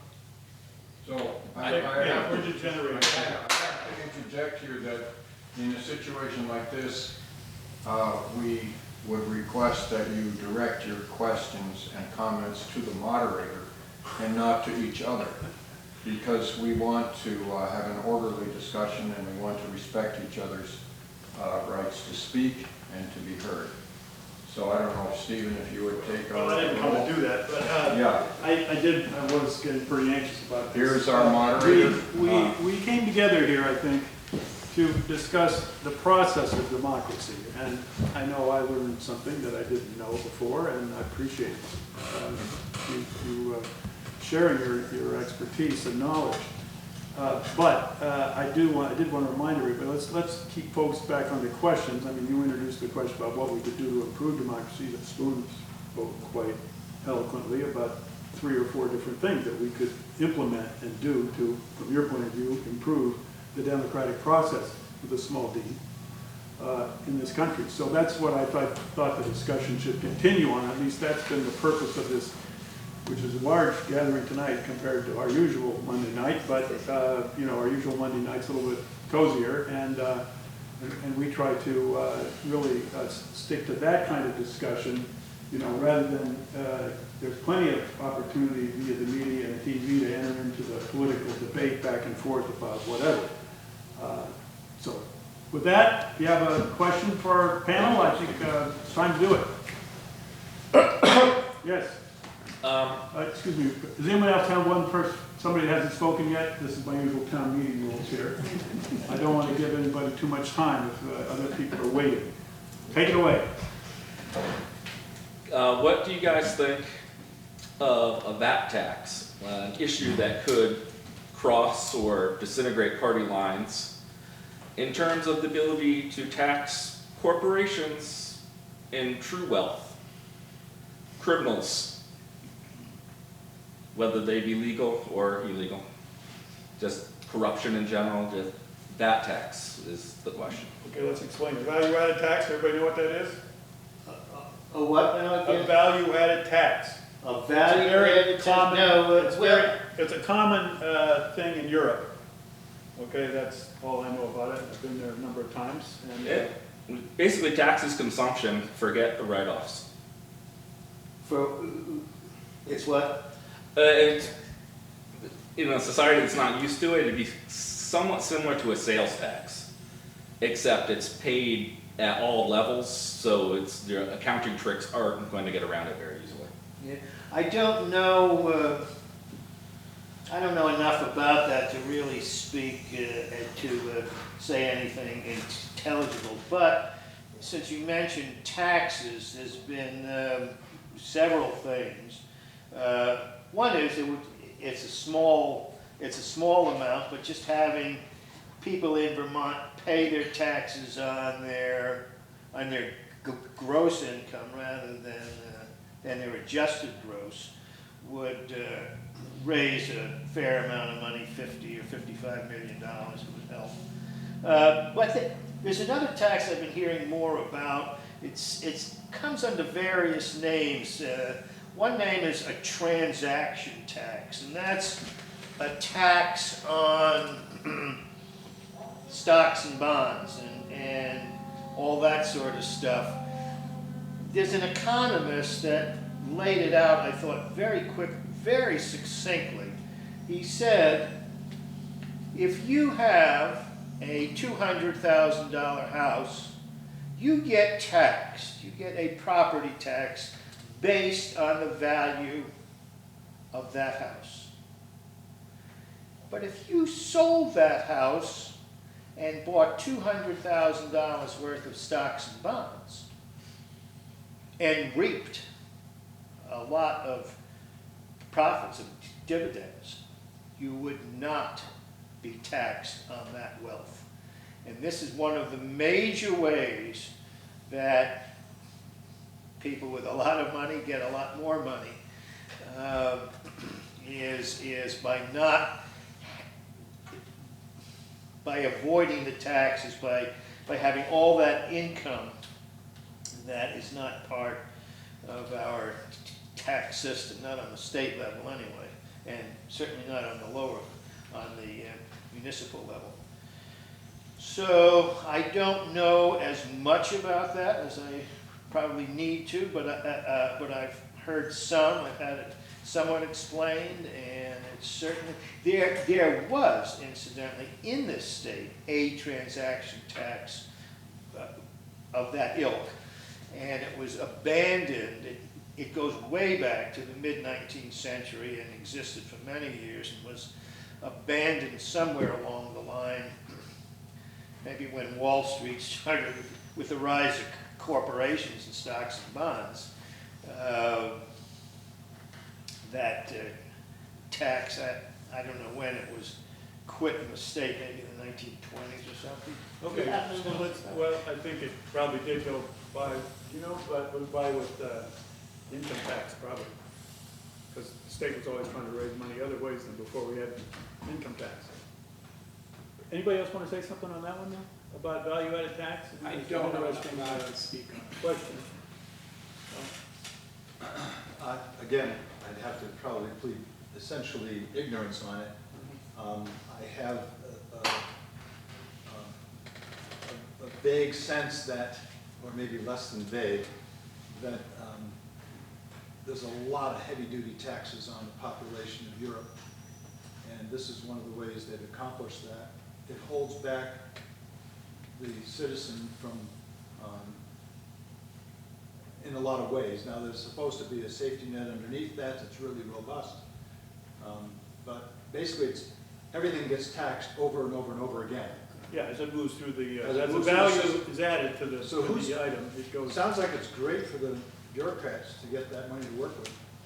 That's my reaction. Okay, well, Can I those are the bit they have a different view. Yeah, go ahead. I'm not sure if it's a Liberty Union point of view, but it's mine. And there are only about 30 regulars at the Liberty Union meetings.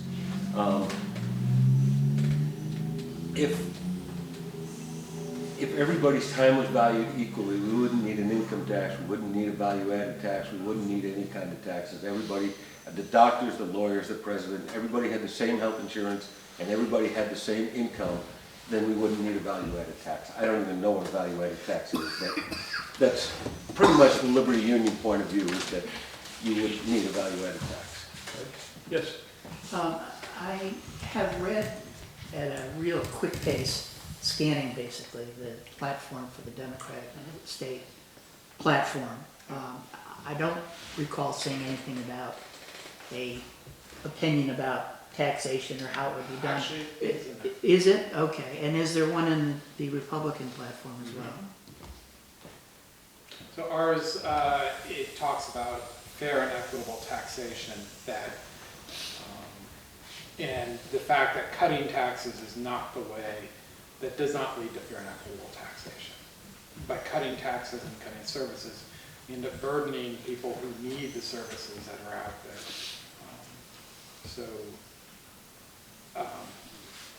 But it is, yeah, it's, to your question, it's in the platform.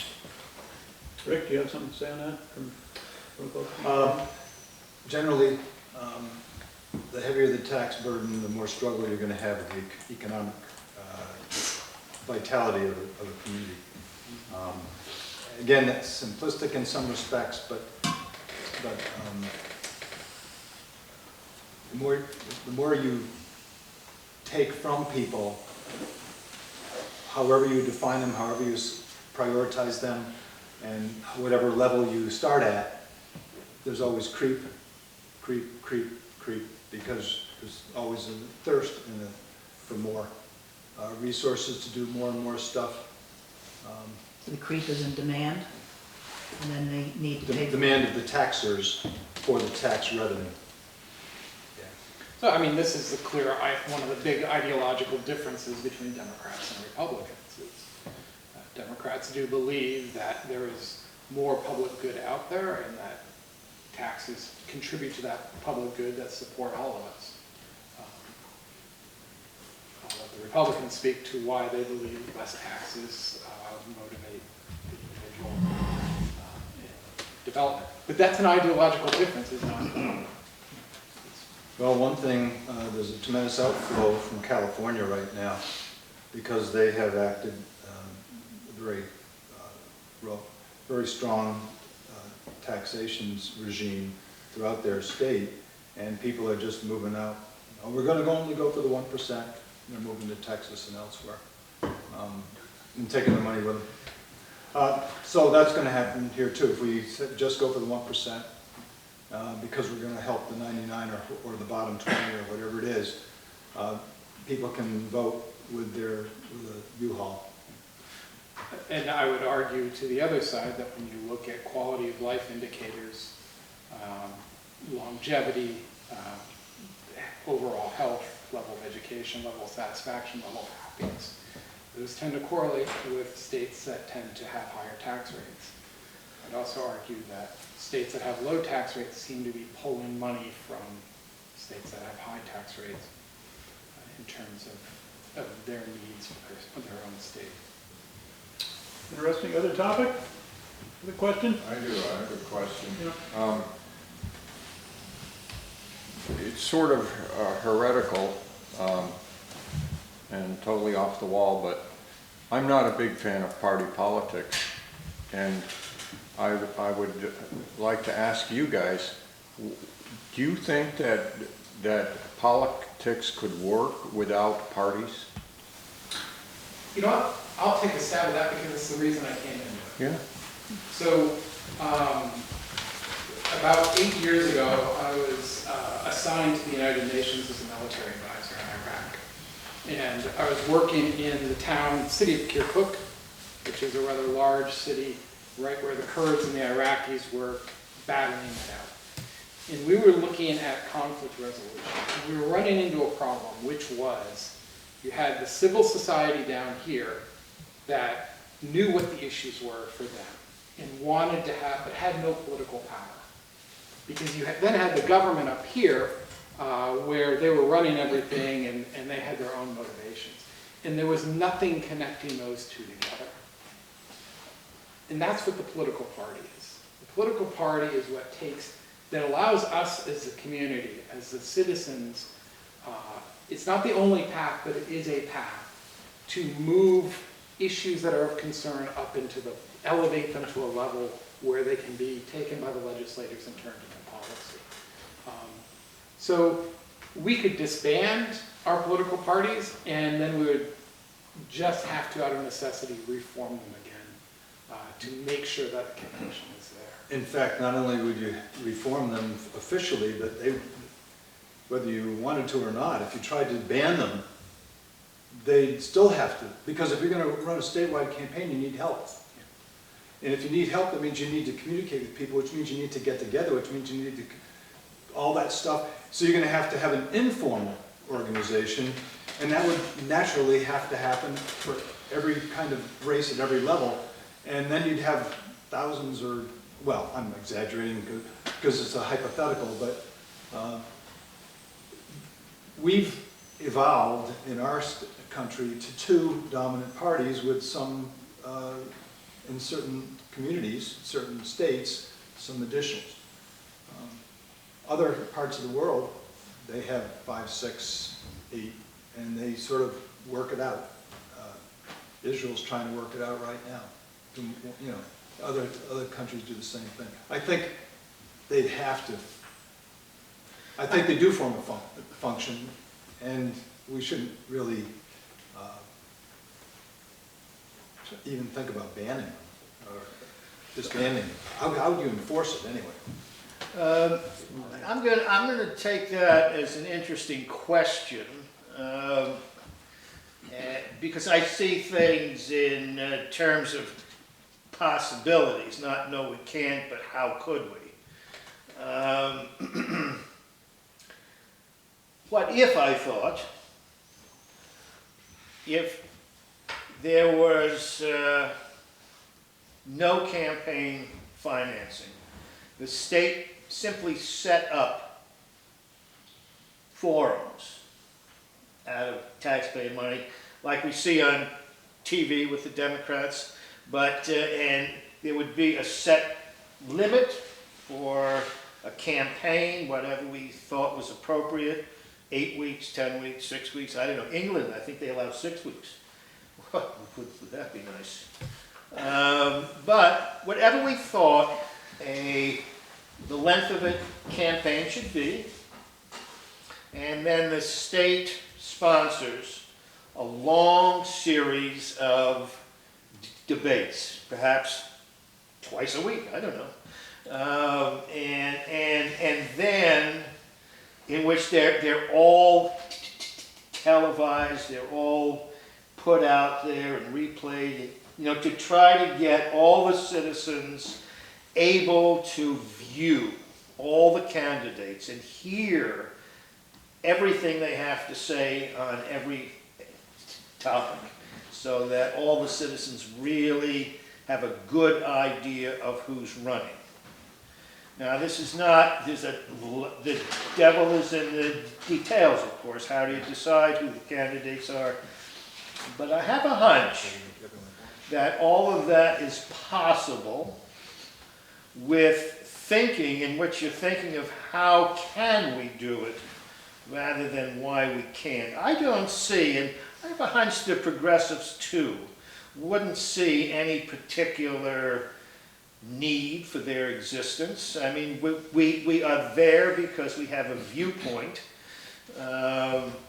But you know, I know the founders of this country, Jefferson, Madison, were really depressed when political parties were formed, because they could see then, they knew from what they knew of history and government and all that, that political parties were going to come into control of the electoral system. But nevertheless, we have the parties we've always had. It's gotten uglier and uglier, and ranked voting will allow for a lot more political parties to exist. And I think in that way, that's one method, again, of enhancing and calming the political cacophony that we have to live with. It's so disagreeable. Aaron, we've heard from everybody else. Did you want to say something? Yeah, sure, I'll take a stab at this. My experience has been that, I'm trying to figure out how to word this. We have one political party and not enough views. And my opinion would be that it would be the more voices that are heard with, I don't like to use war terms as candidates or campaigns, but more people applying for the job, and more voices heard, the more voices heard, the better. I've heard the term elephant and Republican and Democrat,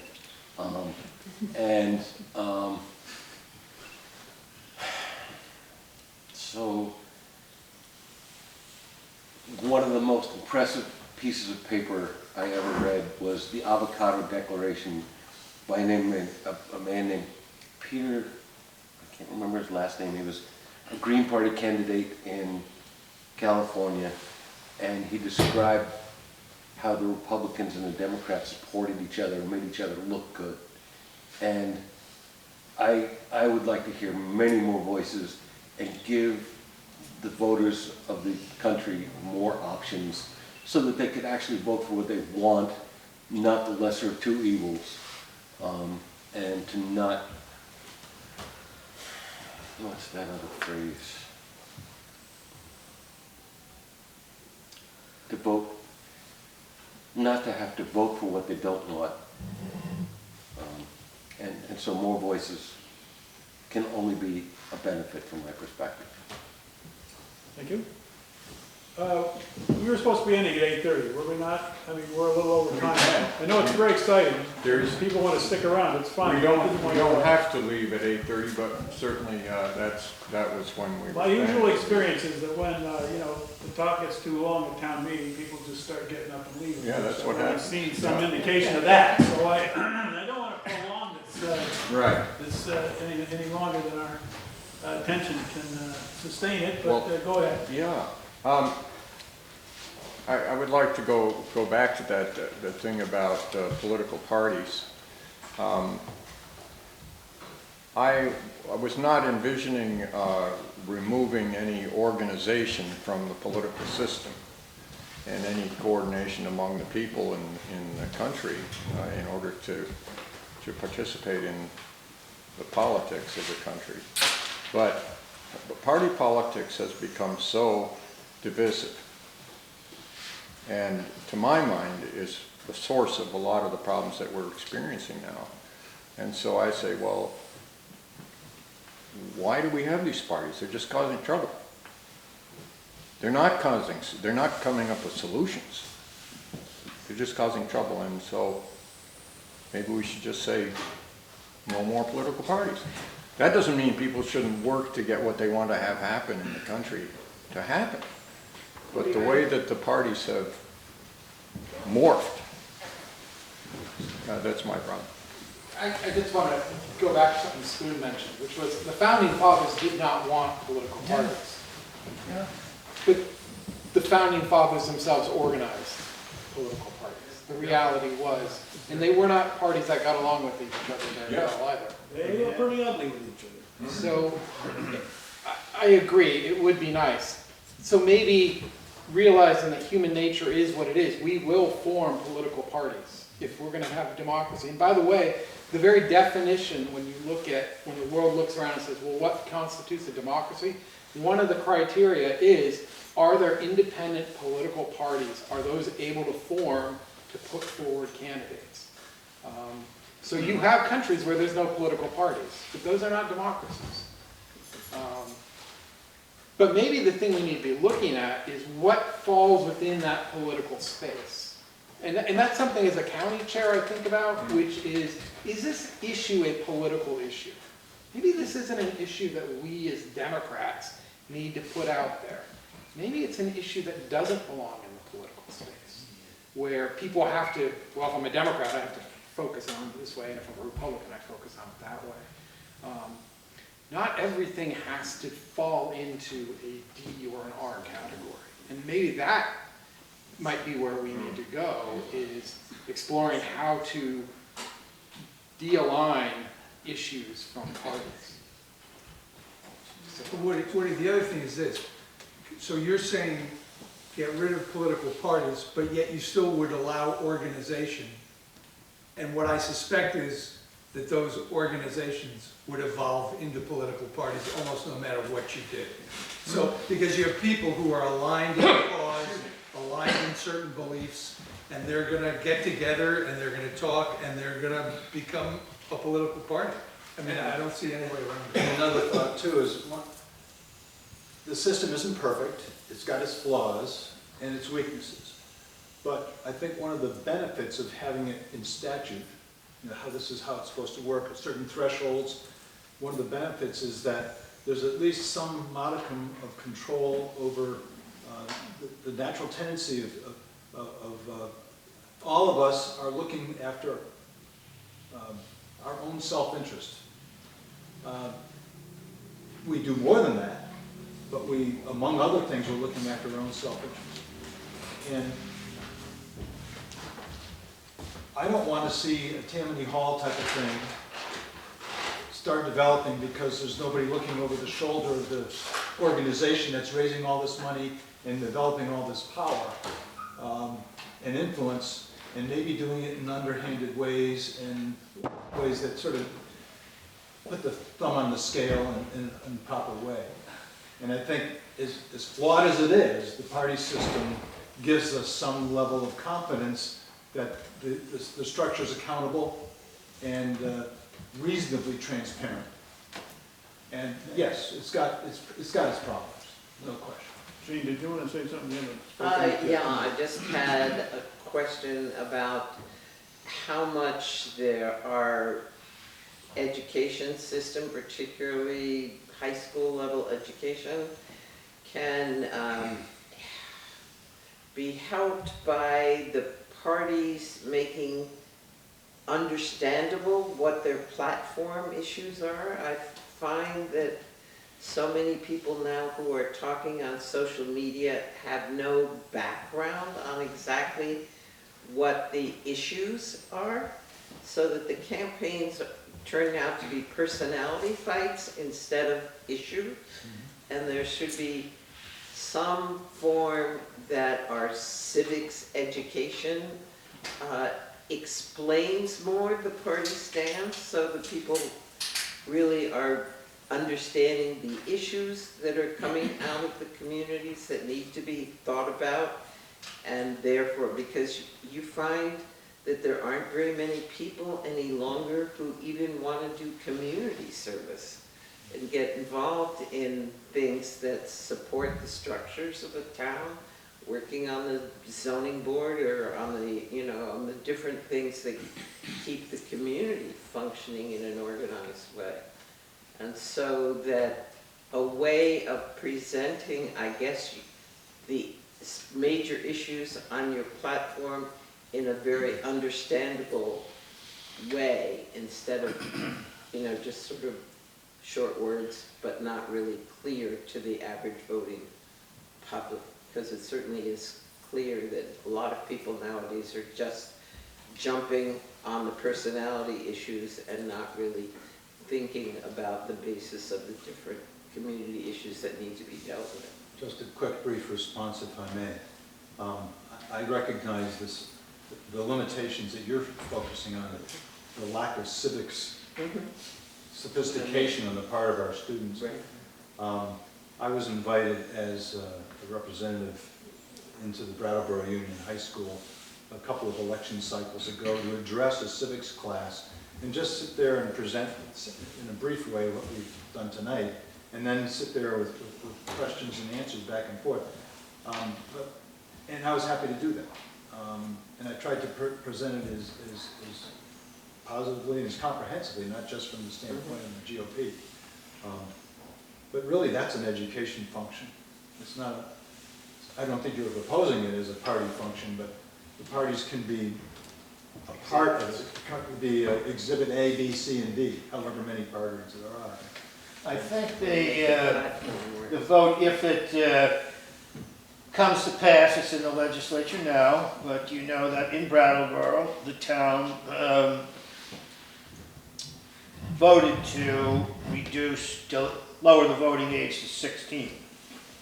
And that was actually a hard sell for me. I didn't start out as a supporter of that. I ended up as a supporter, because the more I thought about it, the more sense it made, even though, yes, a 16-year-old is not very mature. But I see for the time being involving young people in the political process could have a lot of benefits to it. But one of those aspects of it that I would hope for is that with the 16-year-olds being able to vote in town, one would hope the school curriculum designers, or whatever, the school district, will step up their civic education and perhaps invite local candidates in, or do all kinds of different things. But I'm certainly interested. I think it's a very worthwhile experiment anyway, to see if it leads to an increase in the numbers of people who actually vote. And that's one of the, it's a sad commentary, as John here said. One of the criteria of a democracy, of a democratic political system, not a democracy.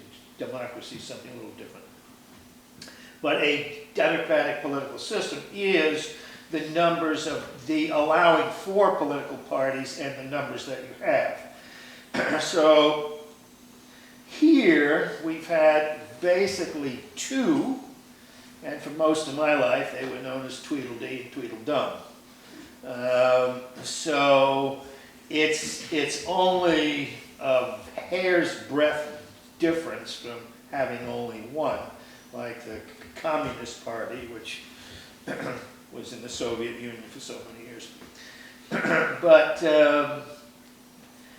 it would be, in other measurements, when you're measuring a political democracy, among us are the numbers of people who vote.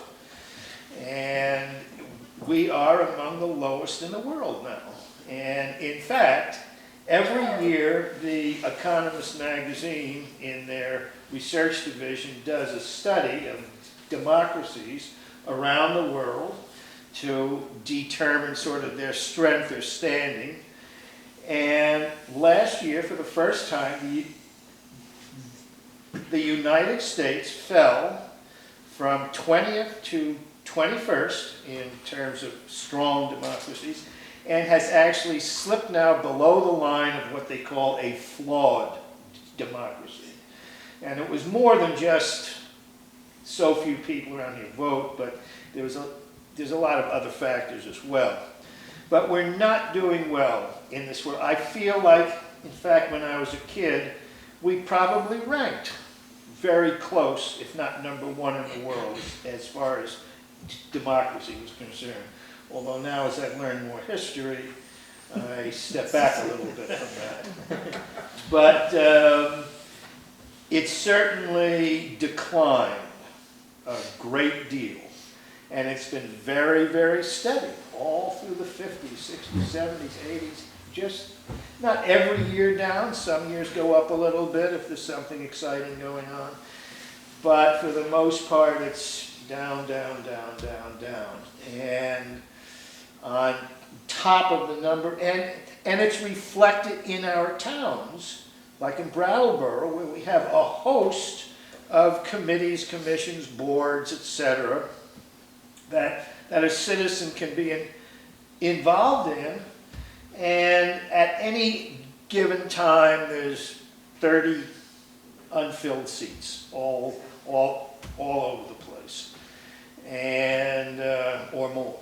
And so we really need, and the political parties can't help with this, but we really need to bring civic, we need to be very consciously and deliberately building good citizenship and a love and a loyalty for a democracy in our schools. Say amen to that. Okay, I just wanted to respond to I caution any of the panelists from speaking about the other party in terms of Tweedledum and Tweedledee. I once portrayed Tweedledum, I think, in the musical, but so I have some first-hand experience with this. But you know, certainly from Rick's point of view, there's a very strong difference between the Republican Party and the Democratic Party. Okay? And I'm sure John shares that. And I think you would also say there's a very big difference between the Progressive Party, which you pointed out very eloquently, from the Republican or Democrat. So I'm just cautioning us. We talked about the importance of civil speech and all, and I think characterizing another political party in a negative way or some way that isn't too respectful, I think is not where we want to go with this kind of meeting. Okay? Yes? I'd like to not ask the panelists any question, but ask another question Beautiful. relative to something that was offered earlier tonight. Okay. Since we have two so-called, I think, people who are in the know about our educational system, Emily and yourself, Stephen.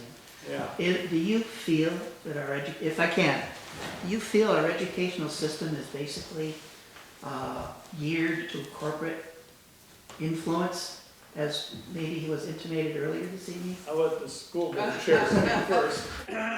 So I'll just She was my boss, so I gotta If make no one sure. minds, if no one minds. So I would love to hear Stephen's perspective of this because. Oh, I'll speak. And I know he will, but because, as a school board member, we are less involved. I know there was a little perspective that school board members, create curriculum, but we do not do that. And so Stephen can speak very clearly in his many, many years as an administrator in school districts in Vermont. But I do want to just speak to that and say that I think that it's unfortunate if we look at it from just the perspective of the school system. I think, yes, we have a duty to produce educated citizens coming out of our public education system, but there's no question about that, and civics is a piece of that. In fact, I'll just say that I think it was about the time Stephen left and retired, we passed in the state of Vermont brand new social studies standards, and those included a pretty significant change and enhancement in the civics section of the social studies standards. So that pleased me, and I'm glad. How we implement that, I will let Stephen speak to that, how we implement that in the schools. But we can't forget that there's a lot of other places where we need to be promoting citizenship. And that happens right here. It happens right here, right now in our communities. It happens at our town meetings. I remember my dad making me go to town meeting as a kid. And I couldn't understand why he wanted me to go, but boy, as an adult I understood. But he was always engaged. I think that we as parents, we as community members need to value our role in our communities as citizens. And the more we can do that at a grassroots level, the better. And part of that is being involved with our public schools. And I do still sit on the school board, and one of the things, the Westover board, and one of the things that we've been talking about is how do we make that connection between our community and our schools and the work we're doing. And we're going to continue to try to grow that connection, because I think that helps us in many more ways to raise an engaged electorate. Stephen, you can talk about the curriculum. Well, I could say something. I'm going to step back a little bit. I read a book as a young adult by, I think the fellow's name was Ivan Illich. And he was kind of I think he was kind of a radical thinker or something. I'm not too sure, I didn't explore that too much. But the thing that I took away from that was that if you're going to be involved in education, you're going to be involved in perhaps the most important endeavor that societies or social groups undertake. And they will always be inculcating, if I can use that very strong term, the next generation with the values of that societal group. Now this can apply to any clan, tribe, any organized or disorganized group of people over time. But at the same time, he pointed out that education is also the most, the reason why societies change. At the same time as an educator, I'm supporting the values, salute the flag, pledge of allegiance,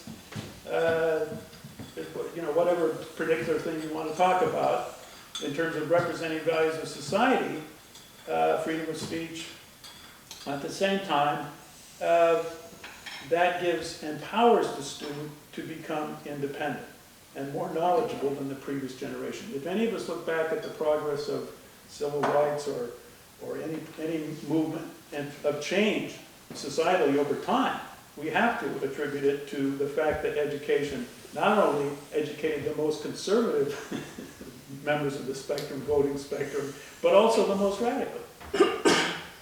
It's education always, the more education I got, the farther I got away from my origins, from my parents. And that's a very common experience. And that's why, as a parent of a child, you're always concerned about how much this new information, this education, is going to negatively influence my child. At the same time, most societies value education much more than the United States does, and puts more money into it. Is that because they're trying to control the students' minds? Having taught 2 years in Malaysia, I can say, no.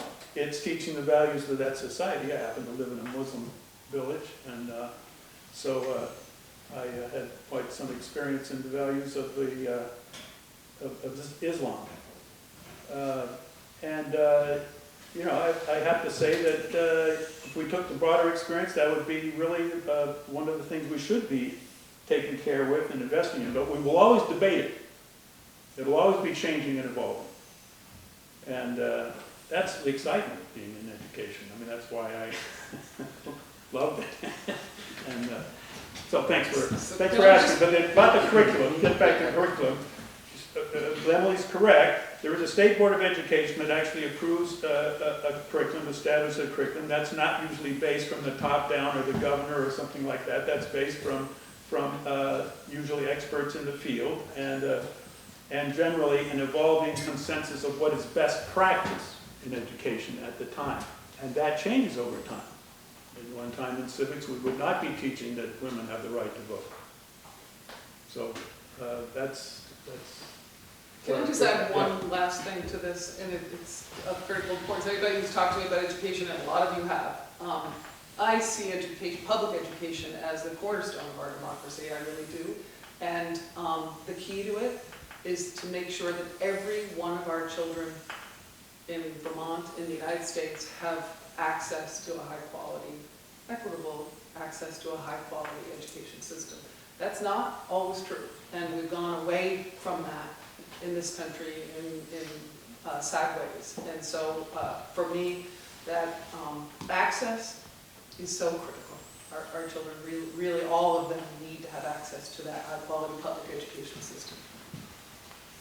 Thank you. Thank you. Well, it's 9 o'clock. Now, I hate to be the bearer of bad news, but I don't think we should sustain this too much longer.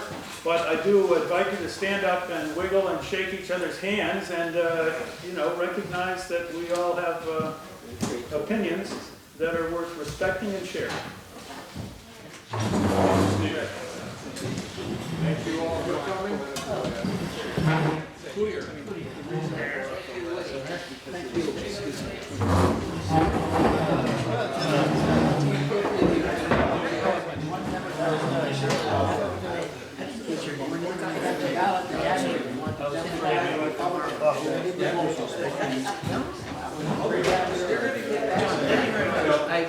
Your background is very impressive. I think you're the right guy for this. You know, your comment about your experience. That was neat. And why we're needed.